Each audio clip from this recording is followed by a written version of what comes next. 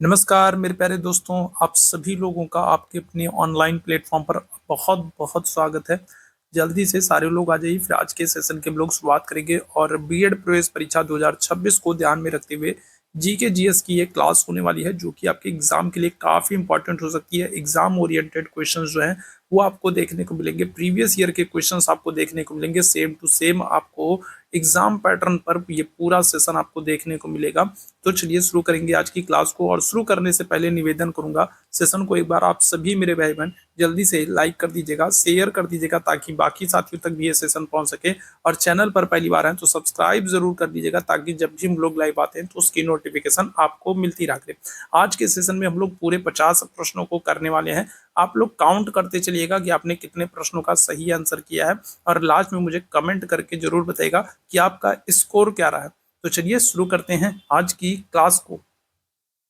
पहला प्रश्न आपके सामने है, तमिलनाडु तथा कर्नाटक से गुजरने वाली नदी है वेंगई नदी, पेरियार नदी, कृष्णा नदी, कावेरी नदी। तो पहले प्रश्न का आंसर करना है सभी मेरे भाई बहन को।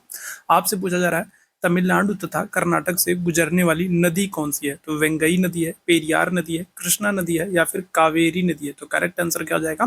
तो करेक्ट आंसर आपको हो गया ऑप्शन संख्या डी हो जाएगा, कावेरी नदी। ठीक है, जो ये कावेरी नदी है ये तमिलनाडु तथा कर्नाटक से गुजरती है। आपसे पूछा जाए कि ये जो कावेरी नदी है ये निकलती कहाँ से है, तो आप कहोगे कर्नाटक में। ठीक है, कर्नाटक में एक स्थान है जिसका नाम है ब्रह्मगिरी। ठीक है, कर्नाटक में एक स्थान है जिसका नाम है ब्रह्मगिरी, और यहाँ से ये नदी निकलती है, और फिर कर्नाटक से निकलने के बाद ये केरल से होते हुए तमिलनाडु जाती है। ठीक है, ध्यान रखिएगा। तो ऑप्शन संख्या डी यहाँ पर बिल्कुल करेक्ट हो जाएगा। चलिए आगे बढ़ेंगे अगले प्रश्न की तरफ। अगला जो प्रश्न आपके सामने है, ताओवाद ताओवाद दर्शन और धार्मिक आस्था की एक प्राचीन परंपरा है जो निम्नलिखित में से किससे गहरे रूप से जुड़ी हुई है। ताइवानी प्रथा और विश्व दृष्टि, चीनी प्रथा और विश्व दृष्टि, जापानी प्रथा और विश्व दृष्टि, वियतनामी प्रथा और विश्व दृष्टि। बताएंगे। दूसरा प्रश्न आपके सामने है। ठीक है, दूसरा प्रश्न आपके सामने है और आपसे ये प्रश्न पूछा जा रहा है, बताएंगे सभी मेरे भाई बहन। आपसे कह रहा है कि जो ताओवाद है, ताओवाद दर्शन और धार्मिक आस्था की एक प्राचीन परंपरा है जो निम्नलिखित में से किसके साथ गहरे रूप से जुड़ी हुई है। ताइवानी प्रथा और विश्व दृष्टि, चीनी प्रथा और विश्व दृष्टि, जापानी प्रथा और विश्व दृष्टि, वियतनामी प्रथा और विश्व दृष्टि। तो इस दूसरे प्रश्न का आप लोग आंसर करेंगे, क्या हो जाएगा? तो आप कहोगे ऑप्शन संख्या बी बिल्कुल करेक्ट हो जाएगा, चीनी प्रथा और विश्व दृष्टि। ठीक है, ऑप्शन संख्या क्या हो जाएगा? तो बी यहाँ पर बिल्कुल करेक्ट हो जाएगा, चीनी प्रथा और विश्व दृष्टि। ऑप्शन संख्या बी यहाँ पर करेक्ट होगा। अगले प्रश्न की तरफ चलेंगे। अगले प्रश्न का आंसर करेंगे, भारतीय सिविल सेवा किस गवर्नर जनरल वायसराय के शासनकाल में प्रारंभ हो रही है। तीसरे प्रश्न का आंसर करेंगे। तीसरे प्रश्न का आंसर करेंगे। आपसे क्या पूछा जा रहा है? आपसे पूछा जा रहा है भारतीय सिविल सेवा के विषय में। ठीक है, कि भारतीय जो सिविल सेवा है ये किस गवर्नर जनरल के समय में प्रारंभ हो रही है। तो डलहौजी है, कर्जन है, विलियम बेंटिक है, या फिर कार्नवालिस है। तो तीसरे प्रश्न की बात करेंगे, आप आंसर क्या करोगे? आप कहोगे ऑप्शन संख्या डी हो जाएगा, लॉर्ड कॉर्नवालिस हो जाएगी। ठीक है, आपसे देखिएगा, आप ध्यान रखिएगा, आपसे सिविल सेवा के विषय में पूछ रहा है। तो सिविल सेवा की जो शुरुआत है वो कार्नवालिस के समय हुई है। सिविल सेवा का जनक जो है वो किसको मानते हैं? तो आप कहोगे कार्नवालिस को। अगर आपसे सिविल परीक्षा की बात करता, ठीक है, अगर आपसे क्या करता, अगर आपसे पूछता कि सिविल परीक्षा किसके समय में प्रारंभ हुई है, सिविल परीक्षा किसके समय में प्रारंभ हुई है, तो फिर आप कहते हैं डलहौजी के समय में। ठीक है, सिविल परीक्षा किसके समय में? डलहौजी के समय में। लेकिन जब आपसे सिविल सेवा पूछेगा तब आप कहोगे कार्नवालिस। तो ऑप्शन संख्या डी यहाँ पर बिल्कुल करेक्ट हो जाएगा। अगले प्रश्न की तरफ चलेंगे। निम्नलिखित में से कौन सी वायुमंडल की सबसे ऊपरी परत है? ठीक है, बताइएगा क्या जाएगा। तो कौन सी वायुमंडल की सबसे ऊपरी परत है? संताप मंडल है, मध्य मंडल है, आयन मंडल है, या फिर बहिर्मंडल। तो क्या हो जाएगा? तो आपको सारी परतों के क्रम याद होने चाहिए। ठीक है, सबसे नीचे अगर हम लोग बात करें, सबसे नीचे कौन सी होती है, तो आप कहोगे क्षोभ मंडल होती है। ठीक है, कौन सी? क्षोभ मंडल होती है। क्षोभ मंडल के बाद अगर हम लोग बात करेंगे तो फिर आता है समताप मंडल आता है। ठीक है, कौन सा? समताप मंडल आता है। समताप मंडल के बाद अगर हम लोग बात करेंगे तो आप कहोगे मध्य मंडल आएगा। मध्य मंडल के बाद आयन मंडल आएगा। ठीक है, आयन मंडल आएगा। और आयन मंडल के बाद अगर हम लोग बात करेंगे तो आप कहोगे बहिर्मंडल आएगा। ठीक है, तो इस तरीके से अगर आपसे पूछा जाए कि सबसे बाहर कौन सी होती है, ठीक है, पृथ्वी वायुमंडल की सबसे ऊपरी परत कौन सी होती है, तो आप कहोगे बहिर्मंडल होती है। अगर आपसे पूछा जाए सबसे निचली परत कौन सी होती है, फिर आप क्या कहोगे? अगर आपसे पूछ ले कि सबसे निचली परत कौन सी होती है, तो फिर आप कहोगे क्षोभ मंडल होती है। सबसे ऊपरी परत पूछा जाएगा तो आप कहोगे बहिर्मंडल होती है। ठीक है, ध्यान रखिएगा। ऑप्शन संख्या डी यहाँ पर बिल्कुल करेक्ट हो जाएगा। अगले प्रश्न की तरफ चलेंगे। अगला प्रश्न है, भारतीय रिजर्व बैंक के एक एजेंट के रूप में कौन कार्य करता है? तो स्टेट बैंक है, सेंट्रल बैंक है, केनरा बैंक है, इंडियन ओवरसीज बैंक है। ठीक है, इस प्रश्न का आंसर करना।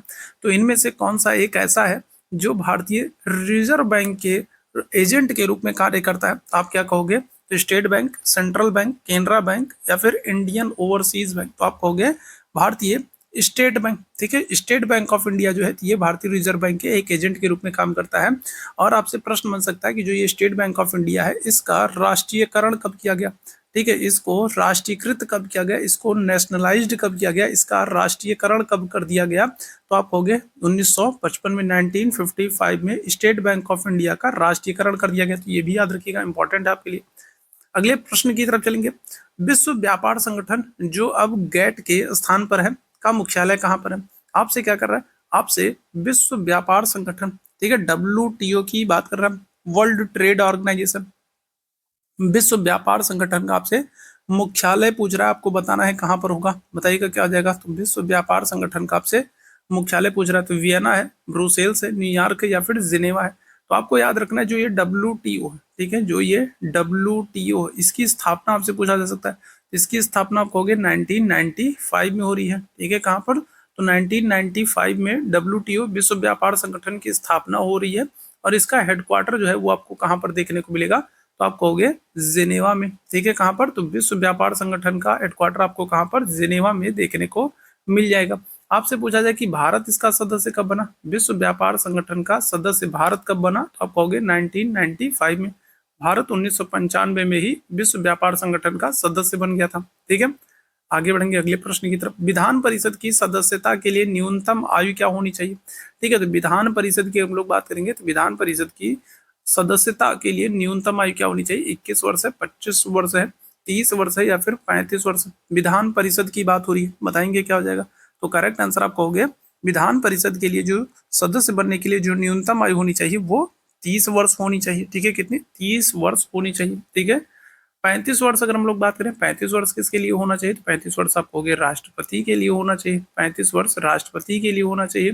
35 वर्ष उपराष्ट्रपति के लिए होना चाहिए। 35 वर्ष उपराष्ट्रपति के लिए होना चाहिए। और 35 वर्ष अगर हम लोग बात करेंगे तो आप कहोगे राज्यपाल के लिए होना चाहिए। ठीक है, तो राज्यपाल, ठीक है, राष्ट्रपति, उपराष्ट्रपति और राज्यपाल के लिए 35 वर्ष की आयु होना आवश्यक है।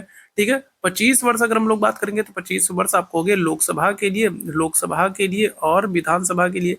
ठीक है, लोकसभा का सदस्य बनना है, विधानसभा का सदस्य बनना है तो 25 वर्ष की आयु आवश्यक होनी चाहिए। ठीक है, ये ध्यान रखिएगा। विधान परिषद का सदस्य बनना है या फिर कहें आपसे राज्यसभा का सदस्य बनना है, विधान परिषद का सदस्य बनना है या फिर राज्यसभा का सदस्य बनना है तो फिर 30 वर्ष आयु होनी चाहिए। ठीक है, आगे बढ़ेंगे अगले प्रश्न की तरफ। बांग्लादेश का राष्ट्रीय गान अमार सोनार बांग्ला किसने लिखा है? तो रविन्द्रनाथ टैगोर है, सरोजनी नायडू है, काजी नजरुल इस्लाम है, तस्लीमा नसरीन। बताएंगे क्या आ जाएगा? इस प्रश्न का आंसर करेंगे।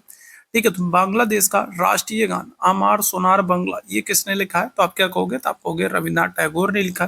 ठीक है, स्वदेशी आंदोलन के दौरान अगर हम लोग बात करेंगे, स्वदेशी आंदोलन जब बंगाल विभाजन हुआ था तो उसके विरोध में स्वदेशी आंदोलन प्रारंभ हुआ था और उस समय, ठीक है, रविन्द्रनाथ टैगोर ने अमार सोनार बांग्ला लिखा था। ठीक है, ध्यान रखिएगा। तो ऑप्शन संख्या क्या आ जाएगा? तो ऑप्शन संख्या ए यहाँ पर बिल्कुल करेक्ट हो जाएगा। ठीक है, ध्यान रखेंगे ऑप्शन संख्या क्या आ जाएगा? तो ऑप्शन संख्या ए बिल्कुल करेक्ट हो जाएगा, रविन्द्रनाथ टैगोर होंगे। ठीक है, अच्छा यहाँ पर तस्लीमा नसरीन की भी याद रखेंगे, इनकी भी एक बहुत ही महत्वपूर्ण पुस्तक है, इसका नाम क्या है? तो आप कहोगे लज्जा।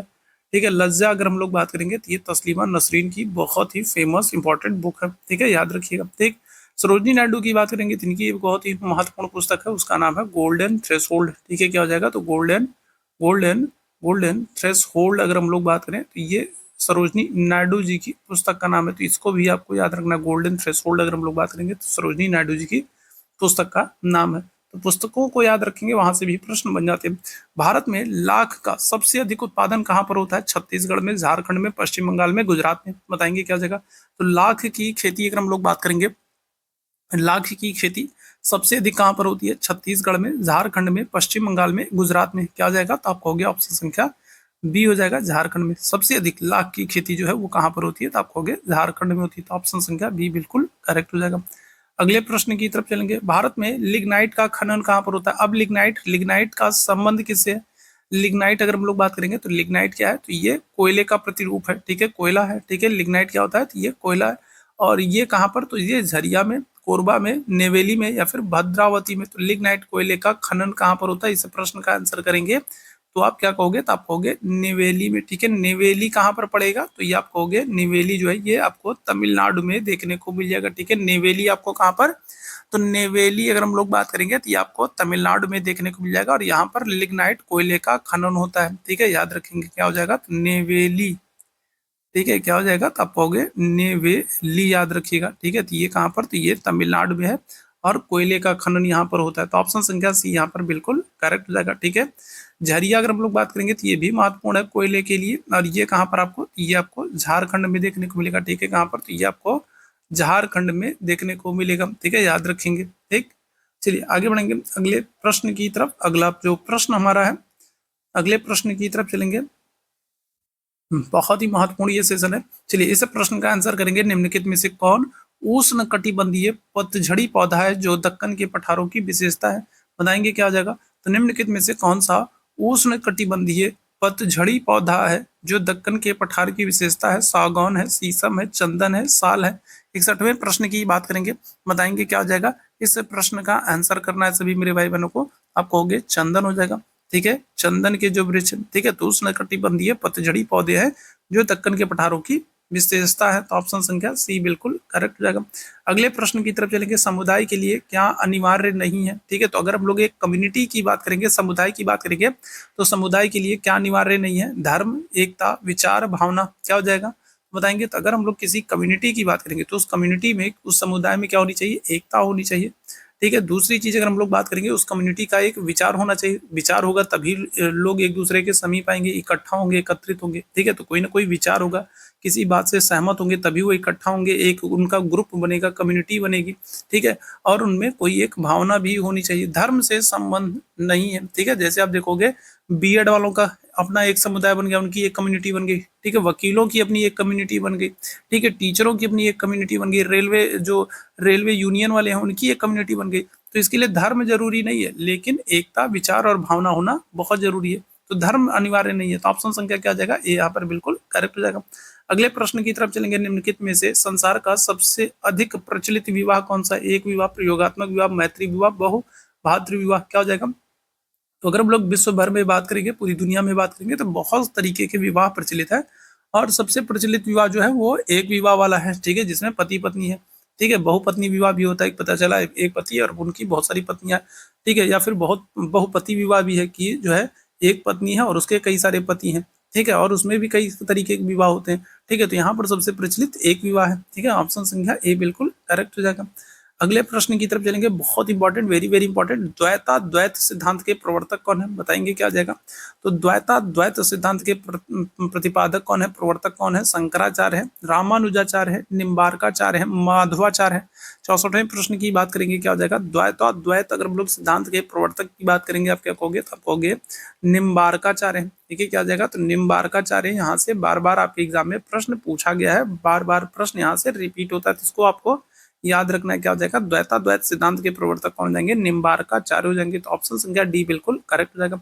आगे बढ़ेंगे। पतंजलि का संबंध किससे है? तो योग दर्शन से है, सांख्य दर्शन से है, न्याय दर्शन से है, या फिर वैशेषिक दर्शन से है? क्या हो जाएगा, इस प्रश्न का आंसर करेंगे। देखो वैशेषिक दर्शन से अगर हम लोग बात करेंगे, तो वैशेषिक दर्शन से किसका, तो आप कहोगे कणाद का संबंध है, ठीक है। वैशेषिक दर्शन से किसका, कणाद का, ठीक है। लास्ट ईयर आपसे न्याय दर्शन पूछा गया था, न्याय दर्शन के प्रतिपादक कौन है, तो आप कहोगे गौतम है, ठीक है। कौन है, तो न्याय दर्शन के प्रतिपादक कौन है, गौतम है, ठीक है। पतंजलि का संबंध आपसे पूछा जाएगा, तो पतंजलि का संबंध जो है वो योग दर्शन से है, ठीक है। किससे, तो आप कहोगे योग दर्शन से। पतंजलि का संबंध किससे है, तो योग दर्शन से। ऑप्शन संख्या क्या आ जाएगा, ए बिल्कुल करेक्ट हो जाएगा। बाबा रामदेव के प्रोडक्ट्स पर आप पतंजलि के चित्र देखने को मिलते हैं, तो ये योग दर्शन से संबंधित है। जैन धर्म का सबसे महत्वपूर्ण ग्रंथ कौन सा है? त्रिपिटक है, तोरा है, कल्पसूत्र है, हदीस है, क्या हो जाएगा। तो जैन धर्म का सबसे महत्वपूर्ण ग्रंथ कौन सा हो जाएगा? त्रिपिटक है, कल्पसूत्र है, तोरा है, हदीस है, क्या हो जाएगा। तो यहाँ पर हम लोग कहेंगे जैन धर्म का जो सबसे महत्वपूर्ण ग्रंथ है वो कल्प सूत्र हो जाएगा। ऑप्शन संख्या बी बिल्कुल करेक्ट हो जाएगा। हदीस अगर हम लोग बात करेंगे तो ये तो इस्लाम धर्म से संबंधित है, ठीक है, इस्लाम धर्म से संबंधित है, ठीक है। त्रिपिटक अगर हम लोग बात करेंगे तो ये बौद्ध धर्म से संबंधित है। त्रिपिटक की बात करेंगे तो ये तो जो है बौद्ध धर्म से संबंधित है। जैन धर्म से आपसे पूछ रहा है तो आप कहोगे कल्प सूत्र है। आगे बढ़ेंगे, प्रयोगात्मक मनोविज्ञान सर्वप्रथम कहाँ पर प्रारंभ हुआ था? जर्मनी में, संयुक्त राज्य अमेरिका में, फ्रांस में, इंग्लैंड में, बताएंगे क्या हो जाएगा।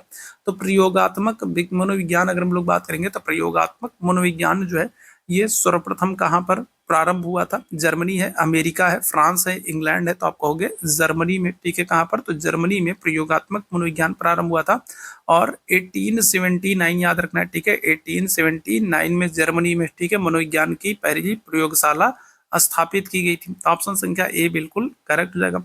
अगले प्रश्न की तरफ चलेंगे, बुद्धि लब्धि का सूत्र किस मनोवैज्ञानिक ने दिया है? बिने है, स्टर्न है, वुंट है, साइमन है, क्या हो जाएगा? आपसे पूछ रहा है कि बुद्धि लब्धि का सूत्र किस मनोवैज्ञानिक ने दिया है? तो बिने है, स्टर्न है, वुंट है, साइमन है, क्या हो जाएगा? 68वें प्रश्न की बात करेंगे, बताएंगे सभी मेरे भाई बहन, आप कहोगे स्टर्न हो जाएगा। ऑप्शन संख्या बी यहाँ पर बिल्कुल करेक्ट हो जाएगा। आगे बढ़ेंगे अगले प्रश्न की तरफ, व्यवहारवाद उपागम के प्रतिपादक कौन है? बिने है, टिचनर है, वाटसन है, थॉर्नडाइक है। व्यवहारवाद उपागम के प्रतिपादक कौन है? तो बिने है, टिचनर है, थॉर्नडाइक है, वाटसन है, क्या हो जाएगा? तो आप कहोगे व्यवहारवाद का जनक वाटसन, जेबी वाटसन को माना जाता है, ठीक है। व्यवहारवाद का जनक किसे मानते हैं? तो आप कहोगे जेबी वाटसन को मानते हैं। तो ऑप्शन संख्या सी यहाँ पर बिल्कुल करेक्ट हो जाएगा। आगे बढ़ेंगे, यूरोप के उच्चतम पर्वत शिखरों में कौन सा एक माउंट एल्ब्रूस कहाँ पर स्थित है? तो अगर हम लोग यूरोप के सबसे ऊंचे शिखरों की बात करेंगे तो सबसे ऊंचे शिखरों में माउंट एल्ब्रूस का आपको नाम दिया गया है। और आपसे पूछ रहा है कि माउंट एल्ब्रूस ये कहाँ पर स्थित है? जर्मनी में, स्विट्जरलैंड में, रूस में या फिर यूक्रेन में? आपको याद रखना है जो ये माउंट एल्ब्रूस है, ठीक है, ये माउंट एल्ब्रूस यूरोप का सबसे ऊंचा शिखर है और ये आपको कहाँ पर? तो ये आपको कॉकेसस पर्वत पर देखने को मिलेगा, ठीक है। तो ये यूरोप का सबसे ऊंचा शिखर है जो कि आपको कहाँ पर? जो कि आपको कॉकेसस पर्वत पर देखने को मिलेगा। और ये जो कॉकेसस पर्वत पर देखने को मिलेगा और ये कॉकेसस पर्वत आपको कहाँ पर? तो आप कहोगे रूस में, ठीक है, ध्यान रखिएगा, एशिया और यूरोप की सीमा पर रूस में ये आपको देखने को मिलेगा। तो ऑप्शन संख्या सी बिल्कुल करेक्ट हो जाएगा। अगले प्रश्न की तरफ चलेंगे, भारतीय संविधान का निम्नलिखित में से कौन सा अनुच्छेद विधिक समानता यानी कानून के समक्ष समानता का उल्लेख करता है? ठीक है, बताएंगे। तो कौन सा अनुच्छेद है जो विधिक समानता, ठीक है, विधिक समानता यानी कि कानून के समक्ष समानता की बात कर रहा है कि कानून के सामने हर कोई बराबर है, ठीक है, चाहे फिर वो किसी भी धर्म जाति से हो, कानून के सामने हर कोई बराबर है, कानून सबके लिए समान है। किस अनुच्छेद के तहत? अनुच्छेद 14, अनुच्छेद 13, अनुच्छेद 17, अनुच्छेद 26। क्या कहोगे? तो आप कहोगे अनुच्छेद 14 है, ठीक है, क्या हो जाएगा? अनुच्छेद 14 हो जाएगा। अनुच्छेद 17 में अगर हम लोग बात करेंगे तो अनुच्छेद 17 में आप कहोगे अस्पृश्यता है, ठीक है, क्या है? तो अस्पृश्यता या फिर छुआछूत का निषेध किया गया, ठीक है, क्या है? तो अस्पृश्यता का, छुआछूत का निषेध किया गया कहाँ पर? अनुच्छेद 17 में। तो अनुच्छेद 17 को भी आप याद रखेंगे, वेरी वेरी इंपॉर्टेंट है, ठीक है। अगले प्रश्न की तरफ चलेंगे, अंतरराष्ट्रीय शांति और सुरक्षा को, अंतरराष्ट्रीय शांति एवं सुरक्षा को बढ़ावा देने के लिए, अंतरराष्ट्रीय शांति एवं सुरक्षा को बढ़ावा देने के लिए संबंधित प्रावधान भारतीय संविधान के किस एक भाग के रूप में उल्लिखित है? तो अंतरराष्ट्रीय शांति एवं सुरक्षा जो है ये आपको कहाँ पर देखने को मिलेगा? बताएंगे क्या हो जाएगा?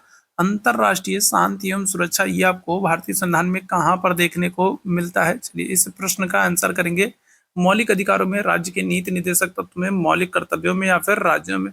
क्या हो जाएगा? तो अंतरराष्ट्रीय शांति एवं सुरक्षा की बात करेंगे तो ये आपको कहाँ पर?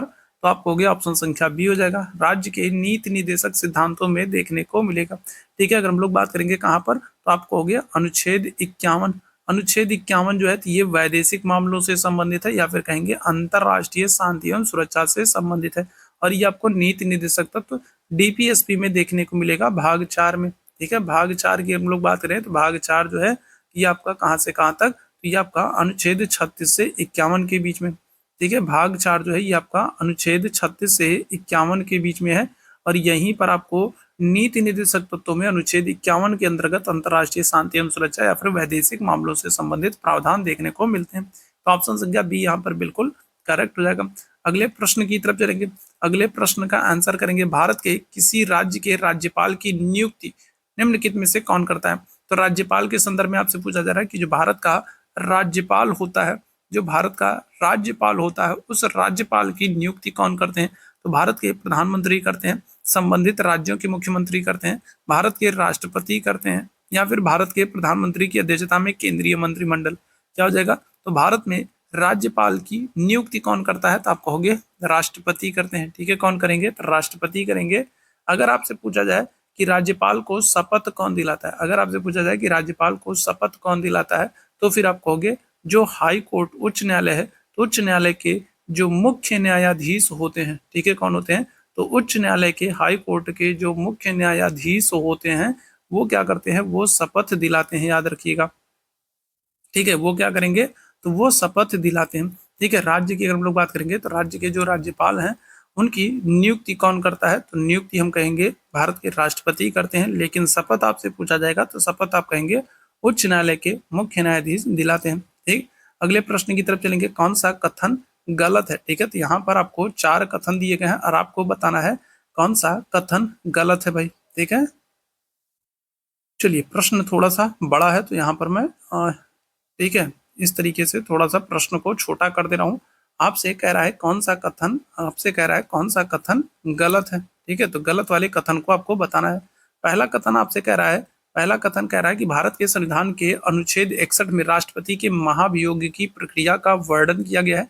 ये बात तो बिल्कुल एकदम सही है कि राष्ट्रपति को हटाने के लिए महाभियोग की प्रक्रिया का उल्लेख किया गया, और कहाँ पर किया गया? तो आप कहोगे आर्टिकल 61 में किया गया। बिल्कुल एकदम सही बात है।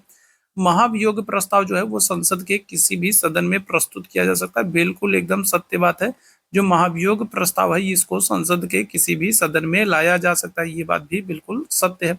महाभियोग प्रस्ताव सदन की कुल सदस्यता के 2/3 से अधिक बहुमत से पारित किया जा सकता है। बिल्कुल पारित किया जा सकता है। अगर 2/3 बहुमत से पास हो जा रहा है तो राष्ट्रपति को उनके पद से हटा हुआ मान लिया जाएगा। तो ये बात भी बिल्कुल सही है।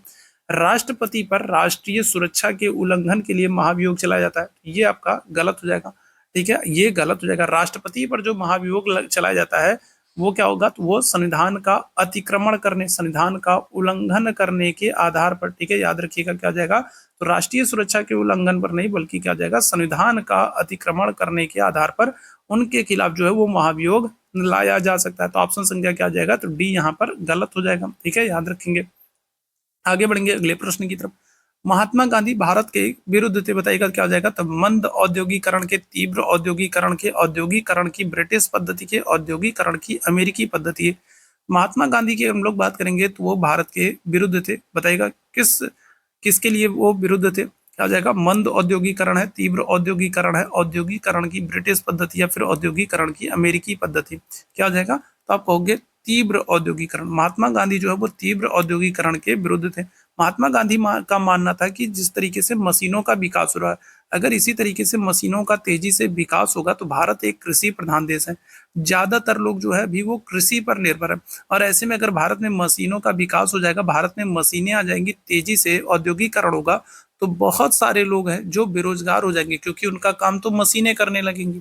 ठीक है, जो आज जो बहुत सारे लेबर लोग लगे हैं, बहुत सारे मजदूर लोग जो चीजों को हाथों से कर रहे हैं, अगर उनके स्थान पर मशीनें आ जाएंगी और उन सारे कामों को मशीनें करने लगेंगी तो भारत में बहुत ज्यादा बेरोजगारी आ जाएगी। पहले से ही बेरोजगारी है, ऐसे में बेरोजगारी और भी अधिक हो जाएगी। तो ऐसे में गांधी जी तीव्र औद्योगिकरण के विरुद्ध हैं। वो चाहते हैं कि जो विकास है वो धीरे धीरे होता रहे। ठीक है, परिवर्तन जो है वो एक समय से हो, समय से पहले परिवर्तन ना हो। ऑप्शन संख्या क्या हो जाएगा? बी बिल्कुल करेक्ट हो जाएगा। अगले प्रश्न की तरफ चलेंगे। कौन सी घाटी हिमालय पर्वत श्रृंखला में स्थित नहीं है? करेवास नहीं है, भागीरथी नहीं है, काठमांडू नहीं है, अराकू नहीं है, बताएंगे क्या जाएगा? तो कौन सी घाटी जो है वो हिमालयी श्रृंखला में स्थित नहीं है, ये आपसे पूछा जा रहा है। करेवास नहीं है, भागीरथी नहीं है, काठमांडू नहीं है, अराकू नहीं है। क्या कहोगे? तो आप कहोगे अराकू नहीं है। ठीक है, अराकू की अगर हम लोग बात करेंगे तो ये आपको कहाँ पर? तो ये आपको आंध्र प्रदेश में देखने को मिल जाएगा। ठीक है, कहाँ पर? तो ये आपको आंध्र प्रदेश में देखने को मिलेगा अराकू। ये हिमालयी पर्वत श्रृंखला घाटी में नहीं है। ठीक है, अगले प्रश्न की तरफ चलेंगे। अगले प्रश्न का आंसर करेंगे। स्वतंत्र भारत में किसी राज्य की पहली महिला राज्यपाल कौन थी? शारदा मुखर्जी हैं, विजया लक्ष्मी पंडित है, मार्गरेट अल्वा है, सरोजनी नायडू। तो पहली महिला राज्यपाल के संदर्भ में आपसे पूछ रहा है। ठीक है, पहली महिला राज्यपाल के संदर्भ में आपसे पूछा जा रहा है, पहली महिला राज्यपाल कौन है? इस प्रश्न का आंसर करना। तो क्या कहोगे? तो आप कहोगे करेक्ट आंसर हो जाएगा सरोजनी नायडू हो जाएंगी। ठीक है, पहली महिला अगर हम लोग राज्यपाल की बात करेंगे तो आप कहोगे सरोजनी नायडू हो जाएंगी। विजया लक्ष्मी पंडित की अगर हम लोग बात करेंगे तो ये संयुक्त राष्ट्र में पहली भारतीय महिला राजदूत है। ठीक है, क्या है, तो ये पहली भारतीय, संयुक्त राष्ट्र में अगर हम लोग बात करेंगे तो ये पहली भारतीय महिला राजदूत है विजया लक्ष्मी पंडित जी। तो इनको भी याद रखना है, बहुत ही महत्वपूर्ण है। ठीक है, पहली भारतीय महिला राजदूत विजया लक्ष्मी पंडित जी है। पहली महिला राज्यपाल अगर हम लोग बात करेंगे तो आपको सरोजनी नायडू है। आगे बढ़ेंगे, अवध की रियासत से उस प्रसिद्ध योद्धा बेगम का नाम क्या है जिन्होंने 1857 की क्रांति का, ठीक है, 1857 के विद्रोह में अंग्रेजों के साथ होने वाली लड़ाई में भाग लिया। तो 1857 की क्रांति में आपसे पूछ रहा है जो अवध वाला जो क्षेत्र है वहां से किस महिला ने भाग लिया था। बेगम हजरत महल है, बेगम रजिया सुल्ताना है, बेगम जहारा है, बेगम मेहरुन निसा है। तो 1857 की क्रांति में आपसे पूछ रहा है 1857 की क्रांति में अवध से किस महिला, अवध की रियासत से किस जो है महिला ने हिस्सा लिया था। तो आप क्या कहोगे, तो आप कहोगे बेगम हजरत महल है। ठीक है, कौन है, तो आप कहोगे बेगम हजरत महल है जिन्होंने लखनऊ से 1857 की क्रांति का नेतृत्व किया था और लखनऊ जो है वो अवध रियासत में ही आता था। ऑप्शन संख्या क्या हो जाएगा, तो ए यहाँ पर बिल्कुल करेक्ट हो जाएगा, बेगम हजरत महल हो जाएंगी। आगे बढ़ेंगे अगले प्रश्न की तरफ। वह कौन से कवि और संत है जिन्होंने रामायण का एक दूसरा संस्करण रामचरितमानस लिखा है। तो रामचरितमानस के लेखक आपसे पूछा जा रहा है। ये तो बहुत ही आसान सा लेकिन बहुत ही इंपॉर्टेंट प्रश्न हो जाएगा और आप सभी को पता भी होगा रामचरितमानस की रचना किसने की है। तो चलिए जल्दी से सारे मेरे भाई आंसर कर देंगे। रामचरितमानस की रचना किसने की है, रविदास हैं, सूरदास हैं, कालिदास हैं, तुलसीदास हैं, क्या हो जाएगा। तो कौन से संत हैं जिन्होंने रामचरितमानस की रचना की है, तो आप कहोगे तुलसीदास है। ठीक है, किसने, तो तुलसीदास जी ने रामचरितमानस की रचना की है। तो ऑप्शन संख्या डी बिल्कुल करेक्ट हो जाएगा। ठीक है, अगले प्रश्न की तरफ चलेंगे। दक्षिण भारत के किस राजा ने 1741 में कोलाचेल की लड़ाई में डच ईस्ट इंडिया कंपनी को हराया। अब यहाँ पर आपको कुछ चीजों को याद रखना है। सबसे पहले तो आपको ये वर्ष याद रखना है 1741। ठीक है, दूसरा आपको याद रखना है लड़ाई कौन सी है, तो आप कहेंगे कोलाचेल की लड़ाई है। ठीक है, कौन सी, तो कोलाचेल की लड़ाई है। और इस कोलाचेल की लड़ाई में कौन पराजित हो रहा है, तो डच ईस्ट इंडिया कंपनी जो है ये पराजित हो रही है। तो डचों को पराजित करने वाले राजा के संदर्भ में आपसे पूछा जा रहा है। तो 1741 में अगर हम लोग बात करेंगे कोलाचेल की लड़ाई हो रही है। 1741 में अगर हम लोग बात करेंगे, यहाँ पर प्रश्न पर हम लोग आ जाते हैं। तो यहाँ पर ठीक है, तो 1741 में कोलाचेल की लड़ाई हो रही है और इस कोलाचेल की लड़ाई में डच ईस्ट इंडिया कंपनी पराजित हो रही है और इसको पराजित करने का श्रेय किसको जाता है, तो आप कहेंगे मार्तंड वर्मा को। ठीक है, याद रखेंगे कौन है, तो ऑप्शन संख्या सी बिल्कुल करेक्ट हो जाएगा, मार्तंड वर्मा हो जाएंगे। ऑप्शन संख्या सी बिल्कुल करेक्ट हो जाएगा। अगले प्रश्न की तरफ चलेंगे। मुगल वंश के पहले सम्राट बाबर ने अपनी देशीय भाषा चागताई तुर्कीय में अपनी आत्मकथा लिखी है। पुस्तक का नाम क्या है। आपसे प्रश्न बनता है कि बाबर जो है, ठीक है, जो मुगल वंश का संस्थापक है बाबर, उसने अपनी आत्मकथा किस भाषा में लिखी है, तो आप क्या कहोगे, तो आप कहोगे चागताई तुर्क में। ठीक है, कौन सी, तो तुर्क भाषा में, तुर्की भाषा में उसने अपनी आत्मकथा लिखी है और उसकी आत्मकथा का नाम क्या है, मुगल नामा, बाबर मुबारक, बाबर नामा, बाबर बिहाया। बताएंगे क्या हो जाएगा। तो बाबर की अगर हम लोग बात करेंगे तो बाबर की आत्मकथा का नाम है तुजुक ए बाबरी या फिर कहेंगे बाबर नामा, तुजुक ए बाबरी या फिर कहेंगे बाबर नामा, जो कि तुर्क भाषा में, चागताई तुर्क भाषा में बाबर ने लिखी थी। ठीक है, तो ऑप्शन संख्या क्या आ जाएगा, तो बी यहाँ पर बिल्कुल करेक्ट हो जाएगा। अगले प्रश्न की तरफ चलेंगे। 1996 में 1996 में जब अटल बिहारी वाजपेयी जी पहली बार प्रधानमंत्री बने थे तो उनके प्रधानमंत्री के रूप में काम करने की अवधि लगभग कितने दिन थी, 2 दिन थी, 2 हफ्ते थी, 2 महीने थी या फिर 2 साल थी। तो 1996 की अगर हम लोग बात करेंगे तो 1996 में अटल बिहारी वाजपेयी जी जो है ये भारत के प्रधानमंत्री बन रहे हैं। ठीक है, अटल बिहारी वाजपेयी जी भारत के प्रधानमंत्री बन रहे हैं और तब इनके प्रधानमंत्री बनने की अवधि कितनी थी, तो आप कहोगे 13 दिन। ठीक है, कितने दिन के लिए, तो सबसे कम दिन की जो सरकार है वो अटल बिहारी वाजपेयी जी की बनी थी। ठीक है, सबसे कम दिन की सरकार जो है अटल बिहारी वाजपेयी जी की बनी थी, 13 दिन की। और अगर हम लोग बात करेंगे तो कितने दिन की, तो आप कहोगे 2 हफ्ते। ठीक है, विकल्प के अनुसार अगर हम लोग बात करेंगे तो ऑप्शन संख्या बी आंसर करोगे, 2 हफ्ते मतलब 14 दिन। ठीक है, तो 14 दिन 13 दिन के सबसे निकट है, तो बी वाले ऑप्शन के साथ हम लोग चलेंगे। तो 13 दिन इनकी सरकार थी, अपना बहुमत साबित नहीं कर पाए थे, मेजोरिटी साबित नहीं कर पाए थे, जिसकी वजह से इनकी सरकार गिर जाती है। आगे बढ़ेंगे अगले प्रश्न की तरफ। राजा बिंबिसार के दरबार में उस प्रसिद्ध चिकित्सक का नाम क्या है जो भगवान बुद्ध के निजी चिकित्सक थे। इस प्रश्न का आंसर करना है। तो राजा बिंबिसार के दरबार में उस प्रसिद्ध चिकित्सक का नाम क्या है जो भगवान बुद्ध के निजी चिकित्सक थे। तो अजातशत्रु है, सारिपुत्र है, जीवक है या फिर राहुला है। तो आपको याद रखना है राजा का नाम। राजा का नाम क्या है, तो बिंबिसार है और इनका एक प्रसिद्ध चिकित्सक था। ठीक है, एक प्रसिद्ध चिकित्सक था जो भगवान बुद्ध के भी निजी चिकित्सक थे। इनका नाम क्या था, तो आप कहेंगे जीवक है। ऑप्शन संख्या क्या आ जाएगा, तो आप कहोगे सी हो जाएगा, जीवक आंसर बिल्कुल करेक्ट हो जाएगा। ठीक है, अगले प्रश्न की तरफ चलेंगे। रविन्द्रनाथ टैगोर के द्वारा लिखी गई कविता, रविन्द्रनाथ टैगोर के द्वारा लिखी गई कविता अमार सोनार बांग्ला के संदर्भ में कौन सा कथन सत्य है? बताएंगे क्या आ जाएगा। तो रविन्द्रनाथ टैगोर ने, अगर हम लोग बात करें, अभी हम लोगों ने पढ़ा था कि जो रविन्द्रनाथ टैगोर हैं, इन्होंने अमार सोनार बांग्ला, ठीक है, जो कि बांग्लादेश का राष्ट्रीय गान है, इसकी रचना की थी। और इसके संदर्भ में क्या कथन सत्य है? ये टैगोर की पहली कविता थी। इस कविता को बाद में बांग्लादेश ने अपने राष्ट्रगान के रूप में अपनाया। बिल्कुल यही कथन सत्य हो जाएगा। अभी मैंने आप लोगों को बताया कि अमार सोनार बांग्ला जो है, ये बांग्लादेश का राष्ट्रीय गान था, जिसकी रचना रविन्द्रनाथ टैगोर ने की थी। बांग्लादेश ने इसे अपने राष्ट्रीय गान के रूप में अपनाया है। तो ऑप्शन संख्या बी बिल्कुल करेक्ट हो जाएगा। ठीक है, अगले प्रश्न की तरफ चलेंगे। भारत की पंचवर्षीय योजना प्रणाली को रूस से अपनाया गया। अब देखिए यहाँ से कितने प्रश्न बन सकते हैं। ठीक है, ध्यान से समझिएगा। आपसे डायरेक्ट प्रश्न बन सकता है कि जो भारत की जो पंचवर्षीय योजना है, ठीक है, भारत की पंचवर्षीय योजना को कहाँ से अपनाया गया? तो आप कहोगे रूस से। भारत ने पंचवर्षीय योजना 5 ईयर प्लान को कहाँ से लिया है? तो आप कहेंगे रूस से। और उस रूसी नेता का नाम क्या था जिसने पहली बार रूस में पंचवर्षीय योजना को लागू किया? ठीक है, भारत में पंचवर्षीय योजनाएं रूस से ली गई हैं, लेकिन रूस में अगर आपसे पूछा जाए कि रूस में पंचवर्षीय योजनाओं को सबसे पहले किसने लागू किया है, तो आप क्या कहेंगे? व्लादिमीर लेनिन है, जोसेफ स्टॉलिन है, लियोनिड ब्रेजनेव है, या फिर निकिता खुश्चेव है। क्या हो जाएगा? इस प्रश्न की बात करेंगे तो रूस में जो पंचवर्षीय योजना है उनको लागू करने वाला जो पहला नेता है वो है जोसेफ स्टॉलिन। ऑप्शन संख्या क्या आ जाएगा? ऑप्शन संख्या बी आंसर करेंगे, स्टॉलिन हो जाएगा। ऑप्शन संख्या बी बिल्कुल करेक्ट हो जाएगा। आगे बढ़ेंगे अगले प्रश्न की तरफ। वर्साय का महल निम्नलिखित में से किस यूरोपीय राजधानी के पास स्थित है? वर्साय का महल कहाँ पर स्थित बताएगा? किस यूरोपीय राजधानी के पास स्थित है? लंदन है, पेरिस है, रोम है, ब्रुसेल्स है। वर्साय का महल किसके नजदीक, किस राजधानी के नजदीक स्थित है? लंदन है, पेरिस है, रोम है, ब्रुसेल्स है। क्या हो जाएगा? तो आप कहोगे फ्रांस की राजधानी पेरिस। ठीक है, फ्रांस की राजधानी पेरिस के निकट है वर्साय का महल, और यहाँ पर फ्रांस के राजा निवास किया करते थे। ठीक है, ध्यान रखिएगा। तो ऑप्शन संख्या क्या आ जाएगा? तो बी बिल्कुल करेक्ट हो जाएगा। पेरिस के संदर्भ में आपको याद रखना है, फ्रांस की राजधानी जो पेरिस है ये सीन नदी के किनारे है। ठीक है, कौन सी? ये आप कहोगे सीन नदी के किनारे। फ्रांस की राजधानी पेरिस सीन नदी के किनारे है। आगे बढ़ेंगे। वेनिस शहर जो नहरों और पुलों से युक्त है निम्नलिखित में से किस देश में स्थित है?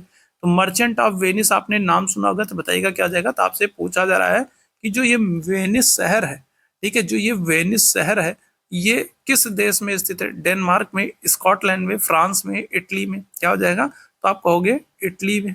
ठीक है, आपने मर्चेंट ऑफ वेनिस जो है ये कहानी भी पढ़ी होगी। ये इटली में, वेनिस शहर कहाँ पे है? तो आप कहोगे इटली में। ऑप्शन संख्या डी बिल्कुल करेक्ट हो जाएगा। आगे बढ़ेंगे। माउंट एटना, ठीक है, जिसे यूरोप का सबसे सक्रिय ज्वालामुखी माना जाता है, कहाँ पर स्थित है?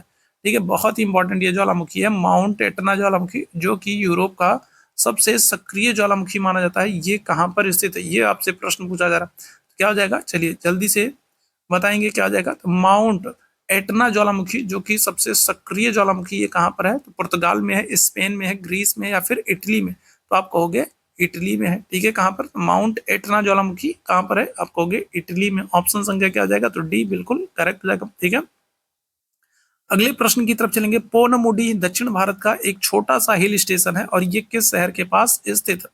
बताएंगे क्या हो जाएगा। तो पोनमुडी अगर हम लोग बात करेंगे तो एक हिल स्टेशन है। पोनमुडी एक हिल स्टेशन है और ये कहाँ पर दक्षिण भारत में किस शहर के पास स्थित है? कोझिकोड, मदुरई, तिरुवनंतपुरम, मंगलुरु। क्या हो जाएगा? पोनमुडी दक्षिण भारत का एक छोटा सा हिल स्टेशन है और ये किस शहर के पास स्थित है? आप कहोगे केरल की राजधानी तिरुवनंतपुरम के पास। ठीक है, कहाँ पर है? तो ये आप कहोगे केरल की राजधानी तिरुवनंतपुरम के पास। ऑप्शन संख्या क्या आ जाएगा? तो सी बिल्कुल करेक्ट हो जाएगा। ठीक है, अगले प्रश्न की तरफ चलेंगे। निम्नलिखित में से कौन सा शहर पश्चिमी ऑस्ट्रेलिया की राजधानी है? कौन सा शहर पश्चिमी ऑस्ट्रेलिया की राजधानी है? डार्विन है, पर्थ है, ब्रिस्बेन है, होबार्ट है। क्या जाएगा?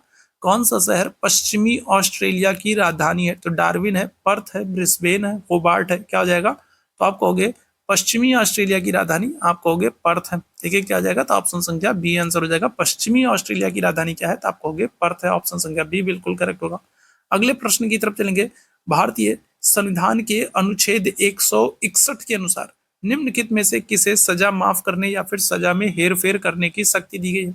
बहुत इंपॉर्टेंट सा ये अनुच्छेद है, आर्टिकल है आपका, आर्टिकल 161, अनुच्छेद 161।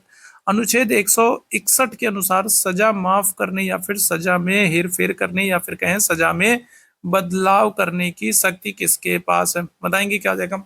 अनुच्छेद 161 की बात करेंगे, अनुच्छेद 161 के अनुसार सजा माफ करने, अनुच्छेद 161 के अनुसार सजा माफ करने या फिर सजा में हेर फेर करने की शक्ति किसे प्रदान की गई है? भारत के राष्ट्रपति को, प्रधानमंत्री को, विभिन्न राज्यों के राज्यपाल को या फिर भारत के मुख्य न्यायाधीश को। क्या हो जाएगा? तो करेक्ट आंसर कहोगे आप विभिन्न राज्यों के राज्यपाल को। ठीक है, अनुच्छेद 161 के तहत राज्यों के राज्यपाल को क्षमादान की शक्ति दी गई है। ठीक है, यही शक्ति अगर हम लोग बात करेंगे तो राष्ट्रपति को भी दी गई है। आपसे पूछ ले राष्ट्रपति को क्षमादान किस अनुच्छेद के तहत दिया गया, तो आप कहोगे आर्टिकल 72 के तहत। अनुच्छेद 72 के तहत अगर हम लोग बात करेंगे और अनुच्छेद 72 के तहत राष्ट्रपति को क्षमादान की शक्ति दी गई है। आगे बढ़ेंगे अगले प्रश्न की तरफ। भारतीय संविधान के अनुच्छेद 5 से 11 में निम्नलिखित में से किस पहलू से संबंधित है? तो बताइएगा।